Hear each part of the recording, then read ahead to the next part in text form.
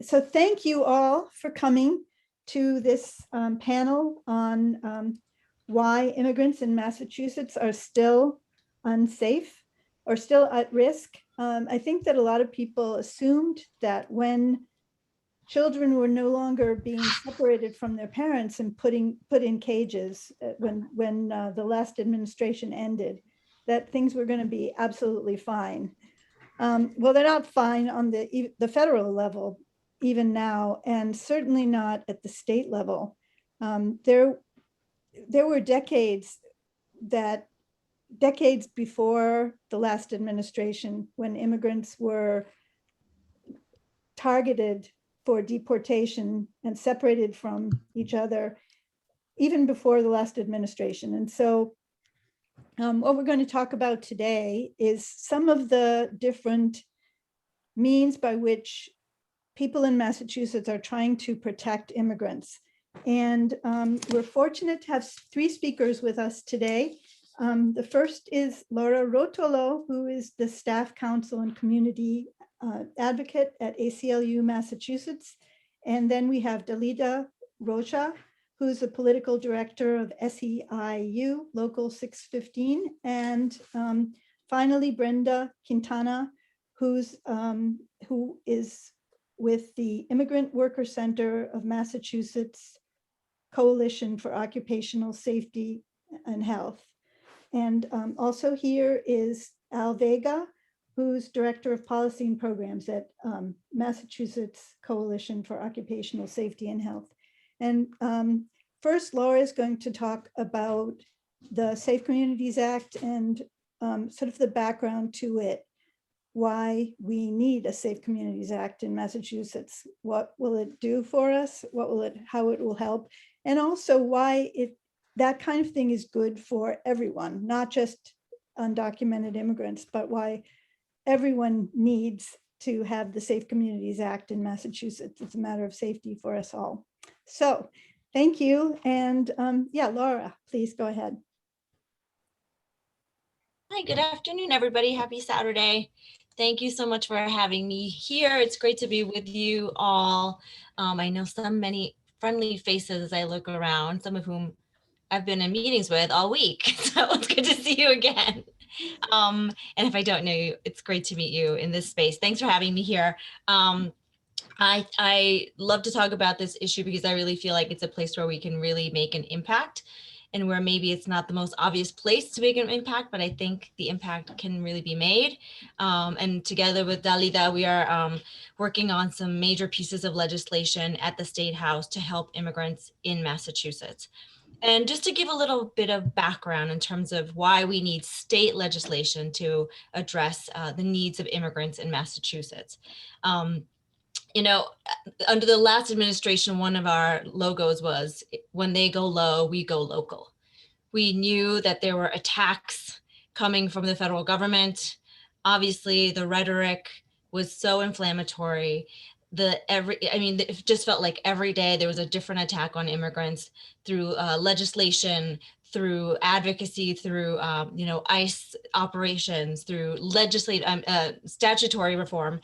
And we knew that things were really tough and that we had to protect immigrants at a local level. Now, under the Biden-Harris administration, we're seeing a lot of positive movement, right? We're seeing the introduction of a federal bill for a pathway to citizenship. We're seeing TPS for Venezuelans. We're seeing the actual dealing with families at the border. Is it perfect? No. But are we making a lot of headway? Yes. Unfortunately, there's one area where we are not likely to make any headway, which is just in the number of deportations themselves and the reliance on local government to find people to deport. I'm just going to show, I can share my screen, right? You should be able to, your co-host. Show just a couple of graphs so you get an idea. So these are the number of deportations under George Bush Jr., Senior, Bill Clinton, George Bush Jr., and then Barack Obama. You can see just the ramping up of deportations. And so even though President Obama was responsible for DACA, which is the law about dreamers, did some very positive things for immigrants, the number of deportations have really skyrocketed under Barack Obama. And I'll show another screen. Just give me 1 second because I have to switch screens here.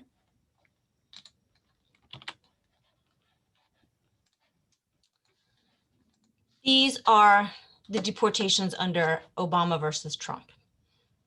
So you can see that actually under the Obama administration, where obviously Joe Biden was, there were a lot more deportations than under Trump. That's for many different reasons, some of which has to do with locals fighting back against these deportations and stopping that collaboration with ICE. But the reason that we saw such a massive increase in deportations under the Obama administration is something called secure communities and a bunch of policies that went along with it. So the idea under the Obama administration was that they were going to deport what they were calling felons, not families, right? We're going to deport people with criminal records. How do we, and we're not going to deport families, we're not going to tear apart children from their families, but we're going to deport anybody with a criminal record who is a danger to our country. And how are we going to find those people? We're going to find them through local police, through local courts, through local jails. Now, what wound up happening was that they deported mostly people without any criminal record. Maybe somebody who had been arrested and then the arrest was dismissed. Maybe what they call a collateral arrest, which is somebody who was next to somebody who was being arrested and was picked up along. So more than half of the people deported under the Obama administration had no criminal record whatsoever. And most had no major crimes on their records, especially if you include, within the list of those crimes, like reentry, illegal reentry at the border is actually a felony. And so despite this rhetoric, many people were deported without any criminal records, just families, workers, neighbors, and friends.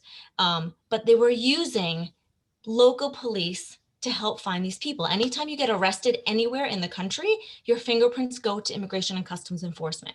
And that ramped up under Obama. And so we don't think that that's going to stop under Biden. And we have the power in Massachusetts to change that. We are able to cut off that, that if not necessarily the information sharing, but everything else we do to help out Immigration and Customs Enforcement to deport our friends and neighbors, essentially. So we're not likely to see that change coming from the federal government. We have to do it here. And so I can talk very briefly about what the Safe Community Act does. It's got 5 main portions. The first part is that court and police officials cannot ask about immigration status. And that is key. Even though many police departments will tell you this is something they don't do, some do. And there is nothing in our laws that prohibits a police officer from asking you about your immigration status when they pull you over, when they encounter you in public. That has a tremendous chilling effect on people who, don't want to report crimes, who don't want to seek help from police because they think they might be asked about their status. That might go to ICE. First things first, we should stop doing that. We should prohibit that. Second is something that's kind of like a Miranda warning. If somebody is in local detention and an ICE agent wants to come and see them, we want to make sure that they understand their rights, which is something that people currently don't do. And so they fall for sort of ruses that ICE uses. It's just a simple warning that our state officials would give. The third is about access to courts. We want to make sure that people who are in court custody do not wind up going into a deportation pipeline, right? So the SEA allows police and court officers to notify ICE of a person's pending release, but only at the end of a sentence of incarceration. So if you are held in, if you're at the lockup in court, if you are at the lockup at your police station, that officer should not call ICE and let ICE know that you were there, which is actually a major way that ICE finds out about people's location. Fourth, it would end these 287G agreements that you might know about. The 287G agreement, which is just named after that section of the law, is an agreement by which we take local jail officials and train them to be federal ICE agents. They're paid by our counties and our state, and yet they do the work for ICE. There's no other state in New England that has these agreements, and we have 4 of them in Massachusetts. One at our Department of Correction, and 3 at county jails, where we have county jail officials who are deputized to act as federal agents. And then lastly, there would be a requirement of enforcement and training on this law, because it is complicated and we want to make sure that police are trained on it. And so this is our 5th session filing this bill. We made a lot of headway last time around, but because of COVID, everything sort of got delayed. And we are really hopeful to just light a fire under it this time around, because these problems are just not going to go away under this administration. Thank you. Laura, could you just speak a little bit about the benefit to society at large if immigrants feel safe? Why is this bad to have immigrants treated this way, people who aren't supposed to be here? That's what some people say. They shouldn't be here anyway. So yeah, so why not just deport whoever? Could you just speak to that? The Safe Communities Act doesn't do anything to end federal deportations, right? We can't tell the federal government what to do, but it's very important for people to, in their communities, be able to interact with their local government. And if you blur the line between federal and local, we have seen that, survivors of domestic violence don't report, that, victims of crime don't report, that people do not interact with the police. And now with COVID, we're seeing people unwilling to, interact with contact tracing, unwilling to go get a test in some places, unwilling to get treatment, because of this fear that any interaction they have at the local level will put them in this pipeline for deportation. So that's just bad for everyone, right? It's bad for public health. It's bad for public safety. Will we ever make sure that Black and brown people especially can trust the police?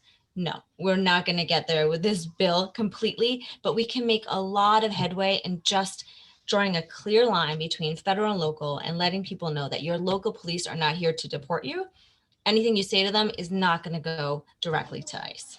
So people can feel free to report crimes.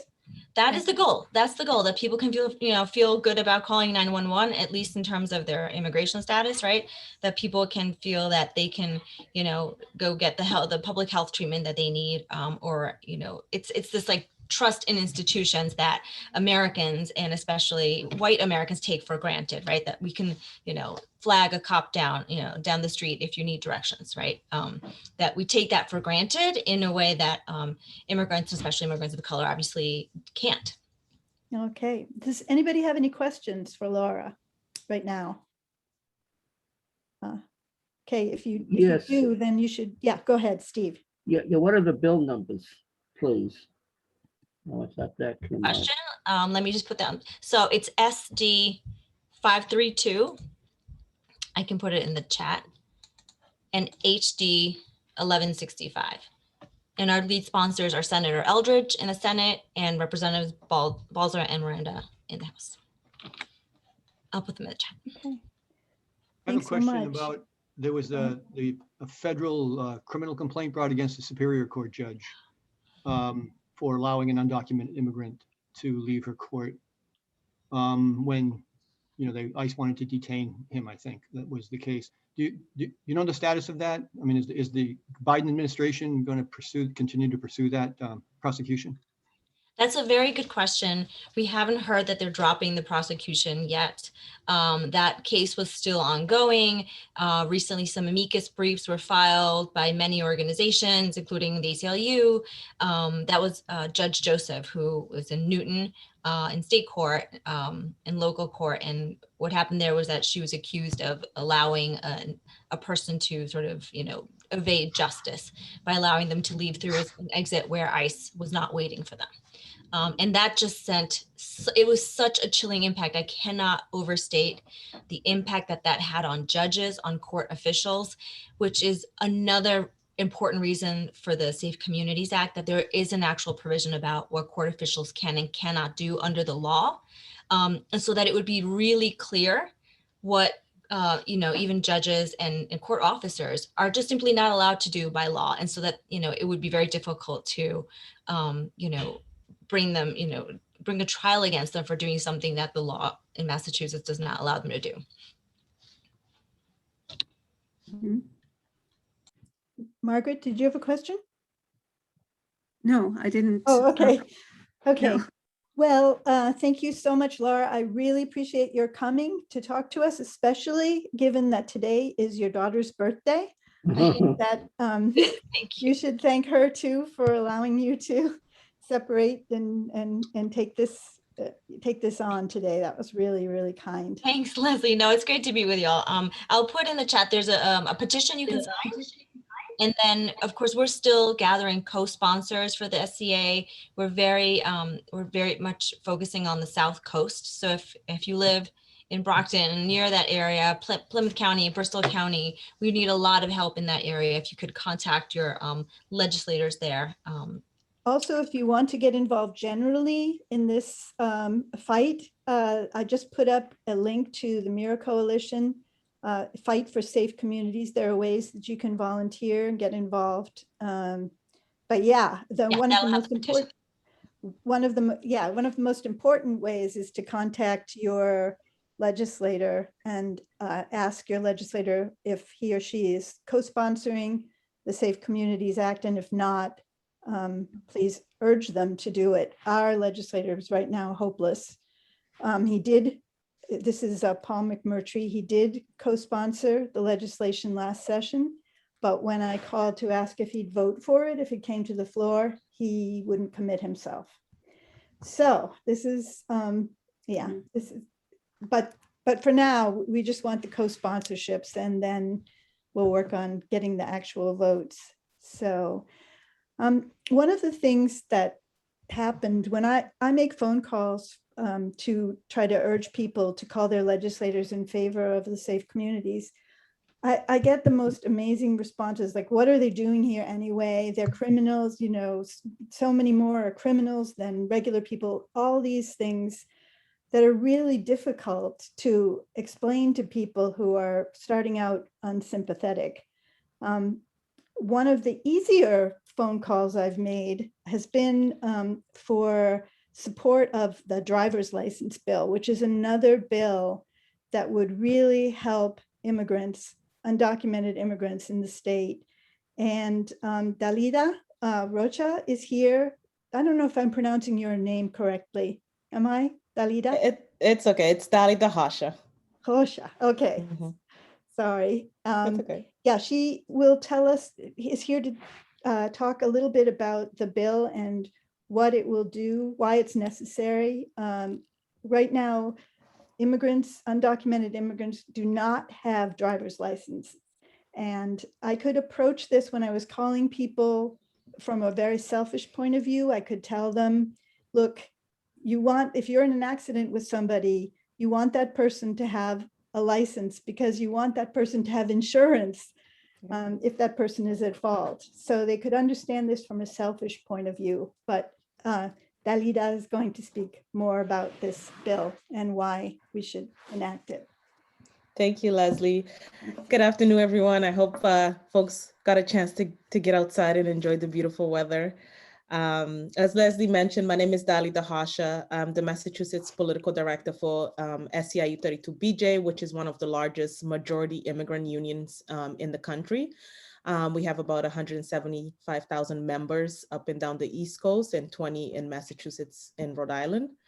And I'm happy to be here and representing those janitors, security officers, airport workers that are essential workers and have been in the front line of this pandemic, even as they face uncertainty around their immigration status. I'm also here representing Driving Families Forward Coalition, which I co-chair with Dr. Natalisa Tracy from Brazilian Workers Center. And as Leslie mentioned, this coalition includes more than 200 community organizations, unions, business, faith leaders, and this coalition wouldn't be what it is without Laura Rótolo. So I want to give her a big shout out for the work that she has done on driver's license as well as Safe Communities Act. And our goal is to pass Work and Family Mobility Act, which is a bill that would enable all qualified state residents to apply for standard Massachusetts driver's license. I myself is an immigrant and formerly undocumented. So I sympathize with our members in a broader community and all immigrants because we face racism, xenophobia, fear, and and a comprehensive immigration reform is needed on both federal and state level. I know a lot of folks thought that once the new administration, Biden-Harris, was in place, that our work was done, right? Unfortunately, that's not the case. And I want to make sure that folks don't think I'm diminishing the great victory we had in November. Due to our collective strength, we fought hard to get Biden-Harris elected, and we applaud the work that they have been doing in prioritizing immigration reform. But we need reform right here in the state of Massachusetts. And immigrants without status, as folks may know, Governor Baker has used undocumented immigrants as one of his opposition talking points. So I have been trying to stick to immigrants without status as much as possible, because he was under the impression that undocumented immigrants meant they didn't have the documentation to prove who they are in order to be able to get a driver's license. So this bill essentially all is asking for is to open the standard driver's license, the Massachusetts standard driver's license, to allow immigrants without status to be able to apply for a driver's license and be able to pass the road test, the written test, the vision test, get insurance, and be on the road without fearing interaction with police, and be able to take their children to the hospital medical appointments. We've seen with the pandemic, and we made great progress last session, which it was the first time the bill was ever reported favorably out of committee. And we made lots of progress, but unfortunately, the pandemic slowed down the progress that we made with driver's license, even though it became even more evident that during the pandemic, this was a bill that would definitely help public safety and keep the spread of the virus, slow down the spread of the virus. So I'm gonna make a stop there, just in case there's any questions, because I feel like I'm saying a lot. I have one. What are the major objections to this? What do people argue, and who are the major objectors? So the major problem with this is that some of the narrative that we've been hearing is that folks believe that if you're illegal, you don't have the right to a driver's license. So again, is the racism, the xenophobia, but we have been able to show why it's important that undocumented immigrants without rights, without status, can have the right to a driver's license. We've seen in other states that have passed this bill that hit and run has decreased significantly, and it's not because undocumented immigrants are unable to drive or are not safe drivers, but as you mentioned, Leslie, when you get into an accident, if you have a driver's license, you want to stay. You want to make sure that everything is okay, that you can work through whatever happened. However, if you don't have a driver's license, most likely you're going to flee the scene because you're afraid of the police interaction, which can lead to deportation and separation of families. You in the beginning, you mentioned that under the new administration, we're not seeing kids in cages. It's not that we're not seeing. It's not that that's not happening. It's no longer something that is being emphasized in the media, but it's still happening. And without legislation such as driver's license, families are still prone to being separated, and kids are still at risk of being in cages. So those things are still a possibility even under the Biden-Harris administration. So it's not to get confused that now that we have a new administration, everything is all set. That is not the case. And a driver's license can be what leads to that deportation pipeline, which leads to separation of families and everything else.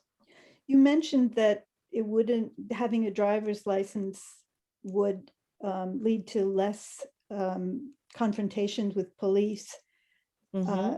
Would there be any, so in other words, if a policeman arrives on a scene of an accident and wants to see a driver's license or does a routine traffic stop, if that person doesn't have a driver's license, that's cause for what can happen if the person doesn't have a driver's license? If a person doesn't have a driver's license, you can get a citation you would have to report to court. And you could even be arrested. And I can let Laura explain a little bit more from a legal perspective, but you could be arrested. Even if the police was to let you go, you still have to show up in court.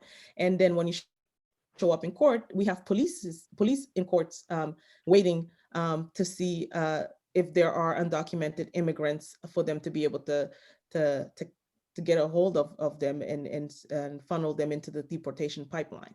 Wow. Yeah. Mm-hmm.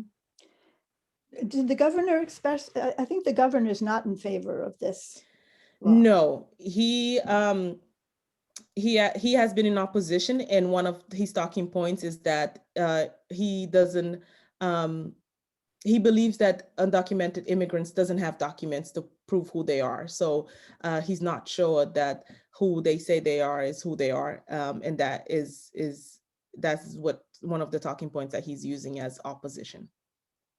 And what do you say to that?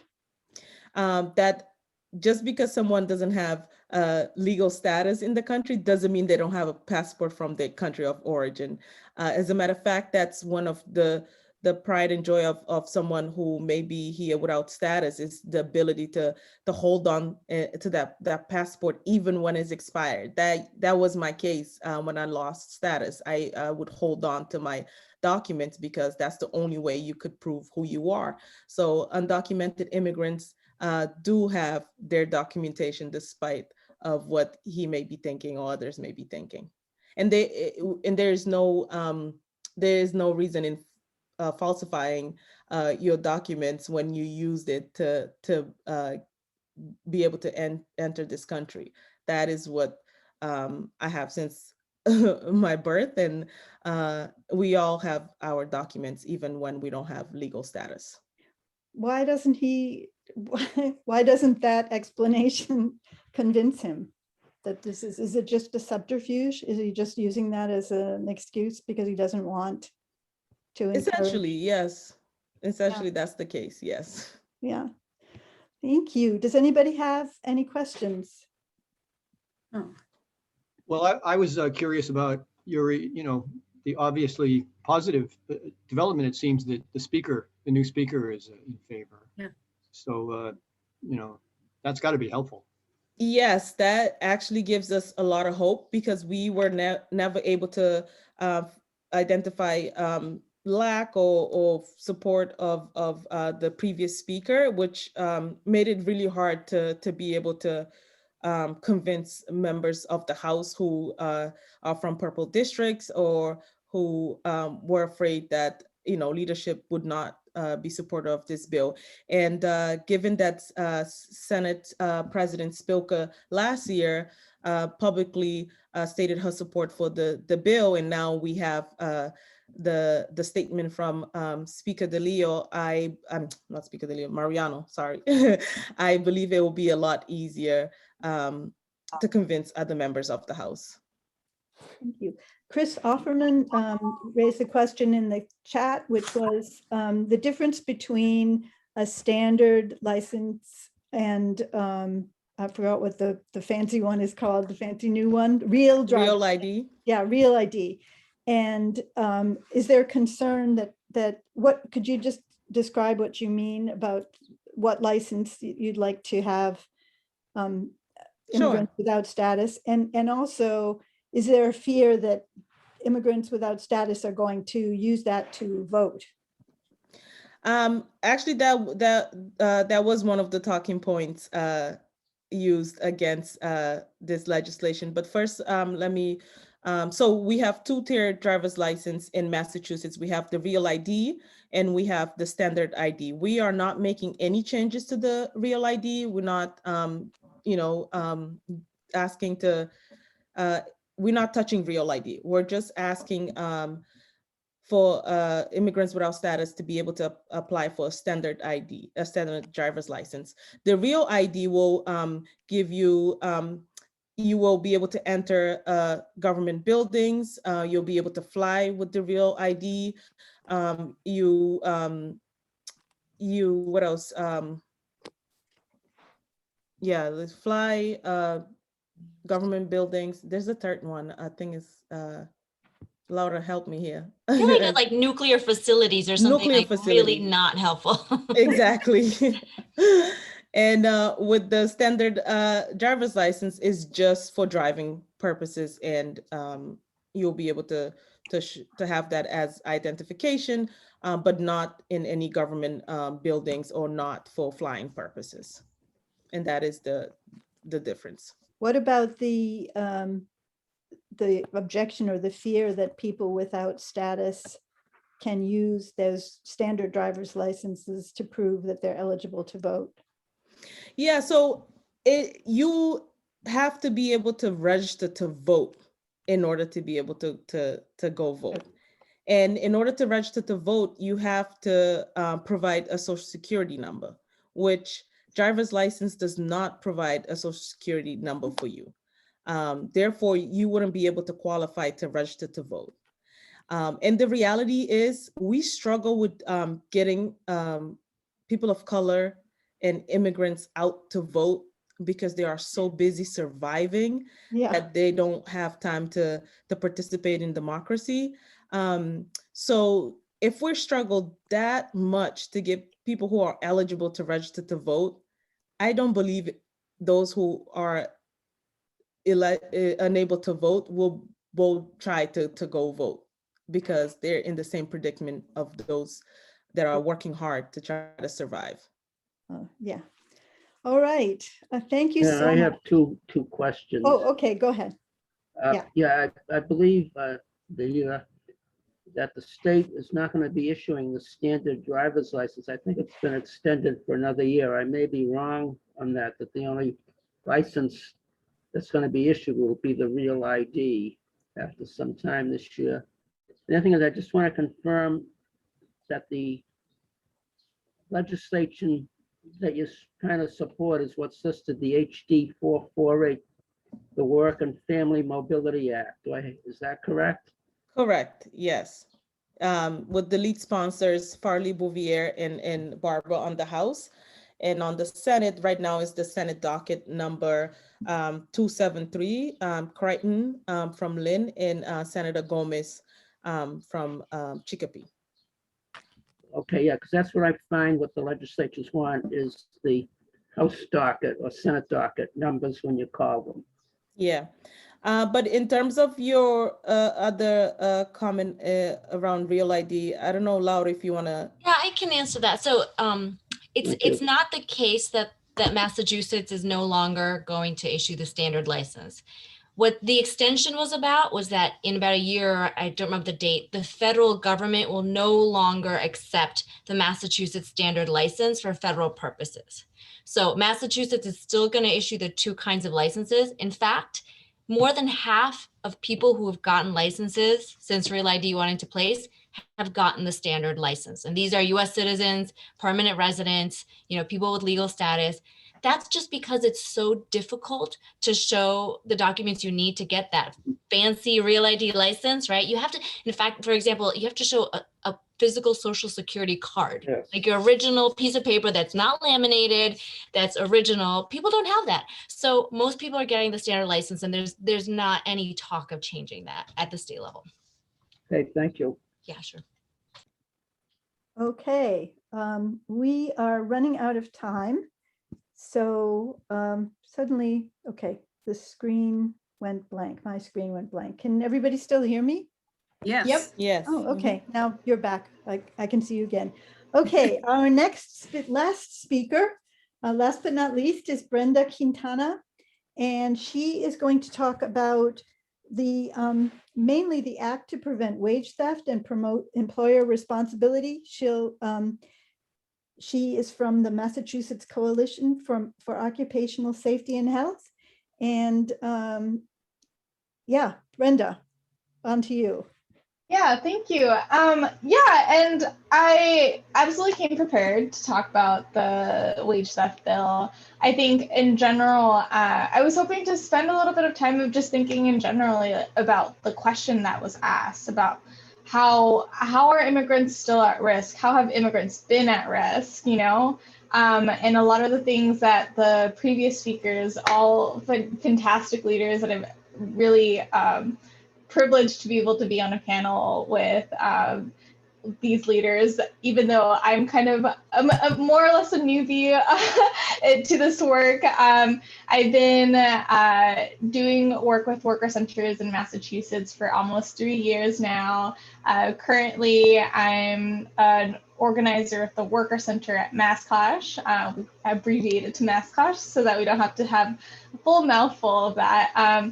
And in that role, I've also had the pleasure to work with many of the worker centers in Massachusetts in coalition, especially in response to COVID and just so many of the changes. I've been one of the kind of the point people coordinating a lot of the communication efforts between worker centers during this last time.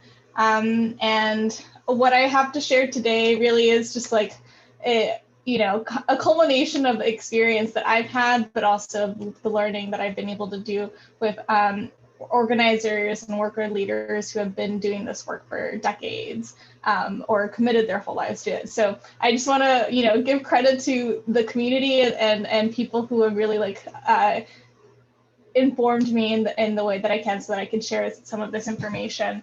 But again, I think the really big question right now, and kind of a place where I wanted to start, is just like, what is the state of immigrant workers right now? Because I think that's a really important question. We, you know, had the luck of at least changing the administration, but we're still in an ongoing like public health crisis and financial crises. What does that mean for the long-term, you know, like condition of our workers right now?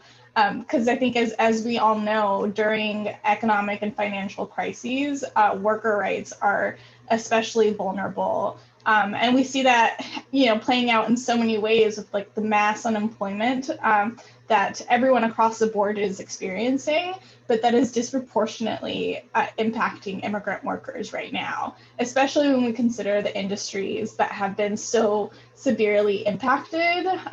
We look at hospitality, construction, manufacturing, domestic workers, service workers, across the board. Like so many of the calls that we get are also like from people that have such like, even if they're still working, they have like are only being scheduled like once or twice a week. And so people are really suffering like poverty wages. We are talking about kind of raising the minimum wage, and the minimum wage still isn't enough to really like support families, and even less so if they don't have a full schedule. And so I know some of the other panels that are being talked about right now, you know, there's talk about the housing crisis. And I think, again, that's very much also a worker issue. If families and of workers can't afford to, because there are no jobs, like people are being pushed out further and further away from Boston. That's been like a very real reality for so many of the immigrant workers here in Boston in the past couple of months, that, you know, can they sustainably like actually make it to work or find work in the areas that they're moving into? And so that's really been a huge issue recently, and something that I just wanted to make sure to mention.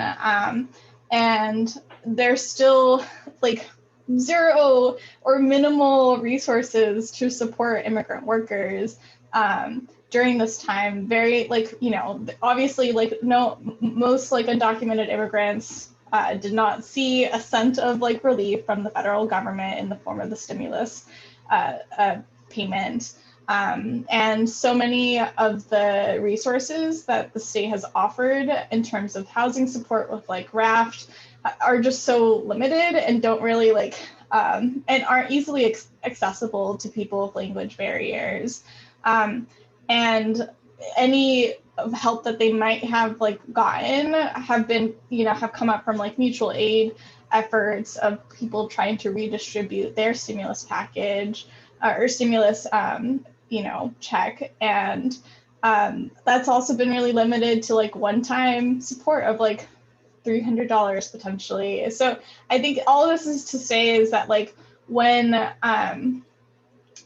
poverty and lack of resources is I think a really tremendous like issue that will like absolutely affect kind of the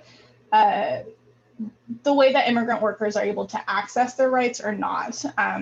And this is because when immigrant workers do not, are facing non-payment of their wages, or they experience, like retaliation, or they get injured on the job and their employers try to like encourage them to not report it, or like that if they do something about it, then they'll get fired, then like, they're not going to report it. So can you talk about some specific cases where employers, we have only 2 minutes, unfortunately. I know it's not enough time. So could you just talk about a specific case in which an employer retaliated? Oh, sorry, are you there? Yeah, I'm here. I'm here. Oh, okay, I don't know, somehow something happened with the screen, but yeah, so could you talk about a specific case in which someone was penalized or an employer reported the person to police or something like that, where this would protect them? Absolutely. And I want to thank Al, who is the policy director at MassCosh, for helping me out in the chat right now with sharing that information. But I think to give a specific case that more recently used to be kind of a big talk in the past and part of a lot of organizing efforts, is the Martin Paz case, who was a worker who got injured on the job. He was a construction worker, and in his employer did not have workers' compensation, and as a result had like promised him that he would pay him or pay for his medical services during his time, and despite that, this employer was actively in communication with a police officer, who then took kind of the criminality of like a worker not using kind of like official documents in order to work as the means to be able to then go after him, but just because he was seeking, his worker compensation benefits. And so the way that this case kind of, unrolled was that this worker was detained by ICE after being, promised by his employer that he had a check that he could pick up to help him out during a period of time that he was not working because of his injuries. And that just sparked kind of a big conversation around kind of collaboration between police and ICE. And also, I think like very significantly has to do a lot with the experience that immigrant workers have of retaliation whenever they're claiming any of their benefits or any wages that they're entitled to. And we see that happening over and over again. And so the hope is that while I'm like speaking this, super briefly and trying to consolidate all this information super quickly, are both of the bills that we're working on that I would like to share with you today about the wage theft bill and an act to protect injured workers would help provide mechanisms to protect workers against this sort of retaliation. And while a lot of like worker specific bills aren't always immediately identified as being like an immigrant issue, we know across the board that the workers who are the most vulnerable to having their rights violated are undocumented workers, workers with language, different language needs, who experience significant language barriers.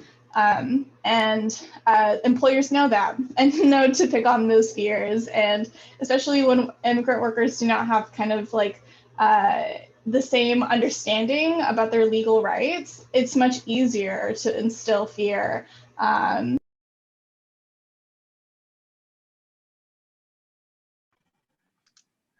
Ziba, they got you. What was your niece's hot take? we missed it. Yeah, I was going to say Ziba just jinxed